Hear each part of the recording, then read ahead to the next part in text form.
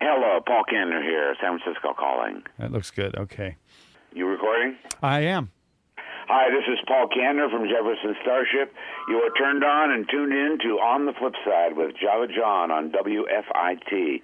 Go out and stuff the universe into your ears. Nice. Today we have an extra special guest joining us here on the show. The founder of The Voice and guitarist for the Jefferson Airplane and the Jefferson Starship, Mr. Paul Kantner. Hello, Paul. Greetings, Earthman. Welcome to the San Francisco time. Yes, sir.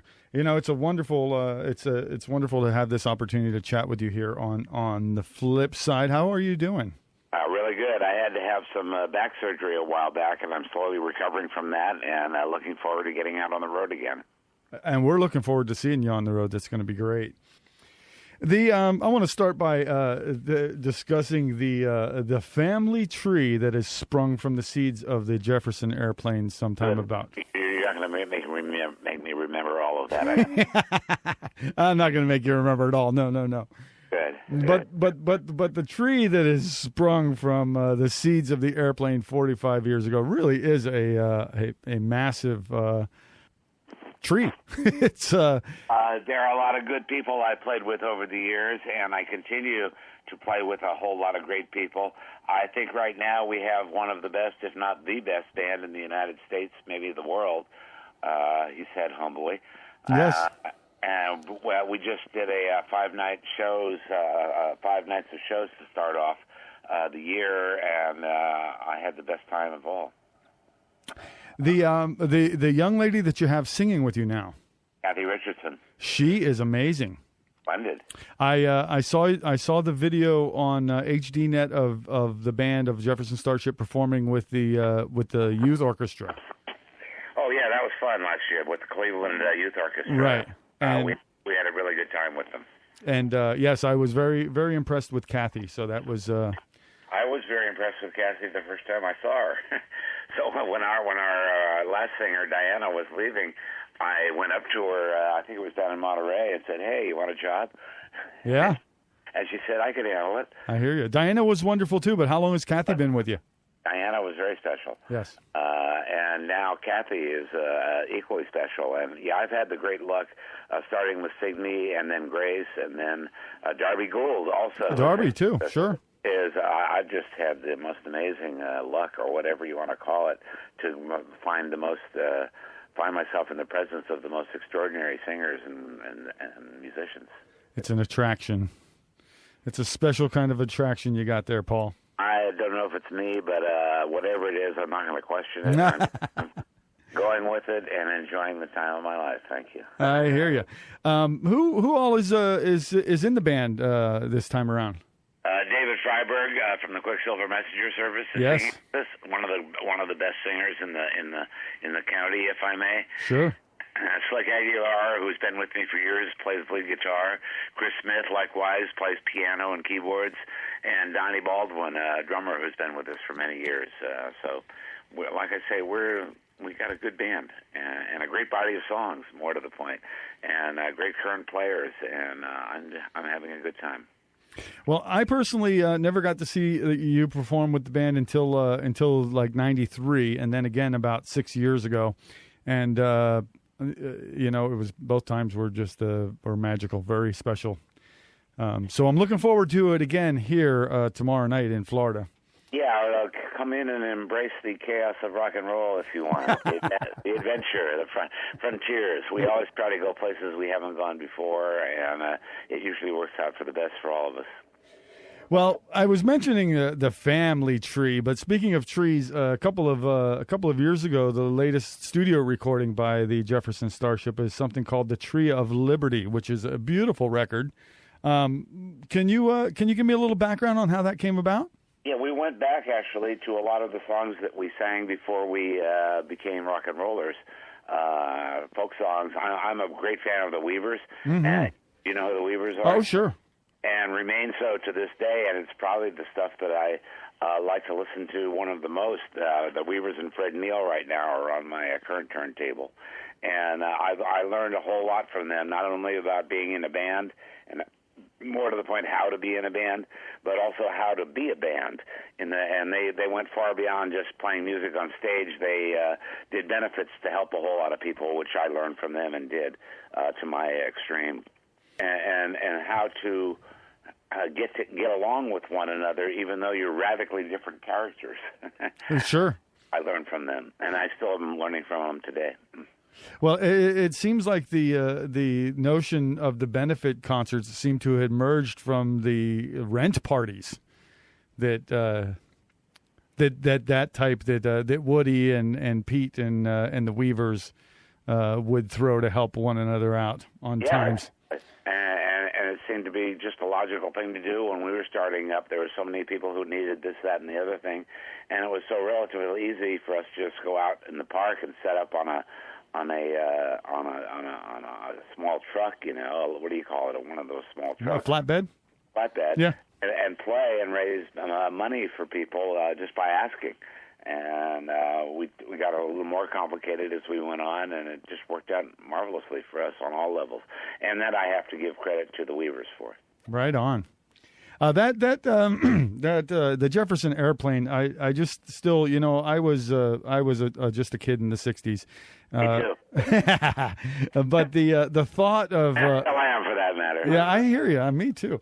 The thought of seeing the Jefferson Starship or the Grateful Dead on a flatbed truck in San Francisco is just, my mind reels when I see pictures of those shows because I just can't fathom. I have the feeling in my heart that we'll probably do something like that again, just to do it. That would be awesome. Playing in Golden Gate Park is it's my favorite place to play, really. It's got to be. That's a beautiful park. It is. Hey, on the Tree of Liberty album, are there any standout cuts that you would like to discuss? Yeah, I enjoyed all the cuts. We did some cuts from the Weavers, which wasn't that a time. And, oh yeah. And we did Kiss Is Sweeter Than Wine, also from the Weavers, among others. Mm-hmm. And no, it was just a body of work that we had all grown up with, and it seemed like the time to put that out in that fashion, and we did, and it turned out quite good for us. Thank you.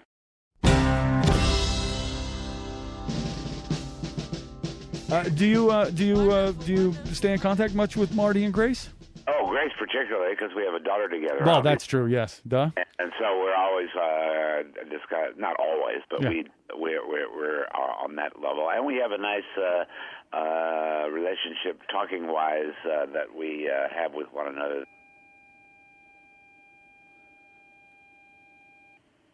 Are you still there? Are you Hello? there? Hello. Hello. Can you hear me? Yeah, I lost you for a second. Not my fault. I don't think it was mine either. Somewhere in between. That's the way of the universe. That was weird. It's a savage universe out there. Yeah. Got to be careful. So you and Grace have a great relationship, conversing about everything. Oh, good. How is she doing? She's doing well. She's painting. Yes, I know. And I tease her and tell her that she sings much better than she paints. But she's not a bad painter also. Well, no, she's not. But that's funny. And, I could see her. And more to the point, true. She's one of the extraordinary singers of the last without a doubt. Yeah, and I had the great pleasure of working with her for God knows how long. Well, many years. And I hope somehow to work with her again if I can only convince her to do the right thing here. That would be beautiful. In my notes, I had mentioned to myself that there were some great vocal combinations especially in the '60s. You speak of Crosby, Stills, and Nash, and the Beatles, and Simon and Garfunkel, but the combination of Kantner, Ballin, and Slick was a very, very powerful and moving combination of voices. I learned all that three-part stuff from the Weavers. There's another Weavers thing for you. Excellent. How to do vocals in an exhilarating way that was challenging and effervescent, and everything you could hope to, take you to frontiers that you hadn't been to before. I learned just the idea of doing that from the Weavers, because of the way they approached music. We sort of did. We don't sound like the Weavers at all. Right. My approach to the music comes from the idea, for me, which is the main thing I really do in the band, is put three-part harmonies together, came from the Weavers, and I exhilarate still to this day in that particular adventure. Oh, yes. Yes, you and Kathy and David sound quite nice. Pretty darn close to the others that I mentioned.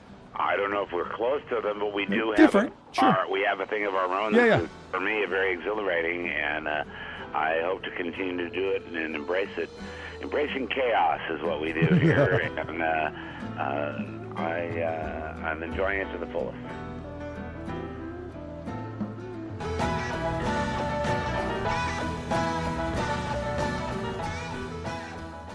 Hey, in between the official Jefferson airplane and the official Jefferson Starship, there was a thing that went on to become known as PERRO, P-E-R-R-O. Yeah, Planet Earth Rock and Roll Orchestra. Featured the likes of Crosby and Nash, Grateful Dead members Jerry Garcia, Bill Kreutzmann, and Mickey Hart. Mm-hmm. That's like a whole nother family tree in itself, isn't it? It is. When there's a studio opened up in San Francisco back in those days, and everybody wanted to try it because the guy who ran it, his name was Wally Hyder, right? Put together a really good studio. So we would all be in there doing our various projects. Right.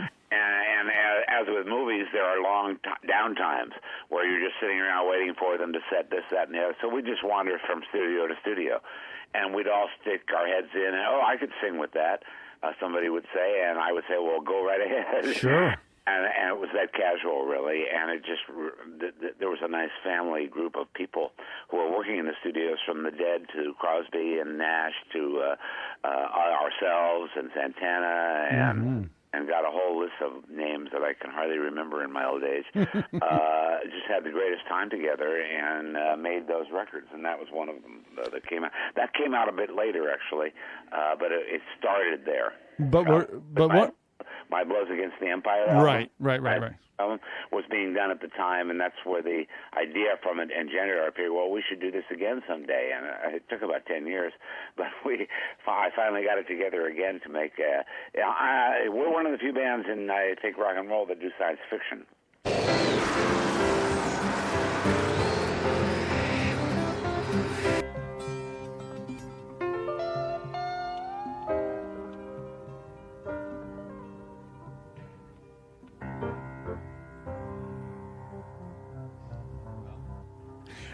Have we got a few more minutes? Sure, go ahead. All right. If I toss out a couple of song names, can you expound upon them a little bit? I'll try. How about Good Shepherd? Good Shepherd, one of our Jesus songs. We always have a little Jesus there in amongst all of the thing. He was one of the brighter of the prophets, as they call them, who had a whole bunch of good ideas. And I like just the song itself. I added to it by making it into a three-part vocal in parts of it, and we still do that one today. Yes, it was a beautiful song. It is a beautiful song. Caroline.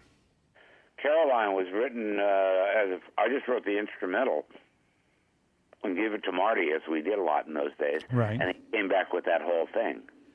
And being a fan of the Kennedys, I always liked the Caroline reference. And, most of that was written by Marty, mostly, lyrically. Okay. Ride the Tiger. Ride the Tiger came from J. Edgar Hoover's thing talking about communists, that if you get on their back, you can't get off. A tiger. All right. Because they'll eat you.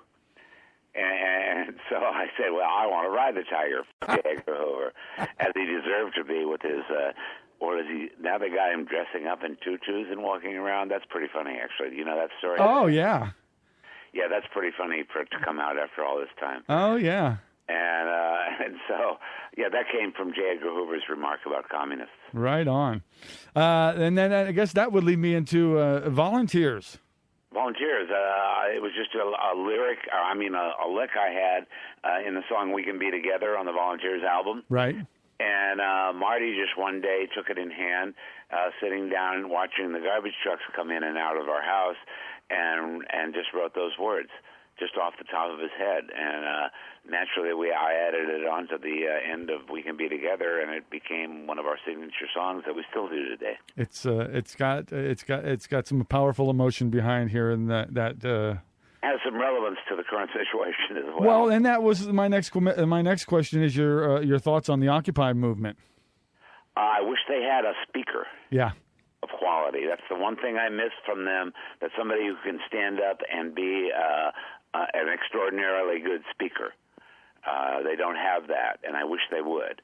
I think they're sort of almost not dissolving, but they don't know quite what to do with themselves now. And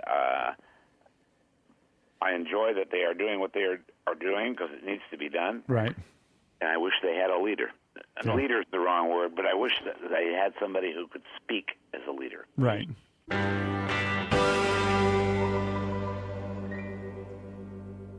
Well, there was a lot of talk a couple months ago about being that a large part of the Occupy movement had been taking place outside, that it might slow down during the wintertime and then sprout again during the spring. So hopefully we'll see some shaking up in that department in the spring. And yeah, I'm a big fan of speakers. Yes. I go all the way from Billy Graham and up through Bishop Fulton J. Sheen and into the current day, John Kennedy in his day, and people who can speak well and analyze things properly, I really treasure. And so I'm hoping that somebody like that comes into the movement. Cool. Yes, they need it. Wouldn't hurt. No, it would not hurt at all. As Paul mentioned earlier, you can find out lots of information about the history and the goings-on of Jefferson Starship and beyond by going to www.jeffersonstarshipsf.com. I'm guessing the SF is for San Francisco. Also science fiction. Oh, yes, there you go. And so fine. We are a good band, and I really enjoy being in a good band. Believe me, it's one of the treasures of my life. And I feel guilty just going out and being able to play because it's such a treasure. I hear you. Right on. Is there anything else coming up happening that you would like to share with us now, or shall we save something for next time? No, there's a bunch of stuff. I'm working on a book called Tales from the Mothership about this whole business. Nice. Also a science fiction book called Ice Age about science fiction. And we're working on, for our website, a collection of Civil War songs. And I'm writing about 4 new songs on this, that, and the other thing. Mary Magdalene, among others, and being a Catholic boy. Yeah.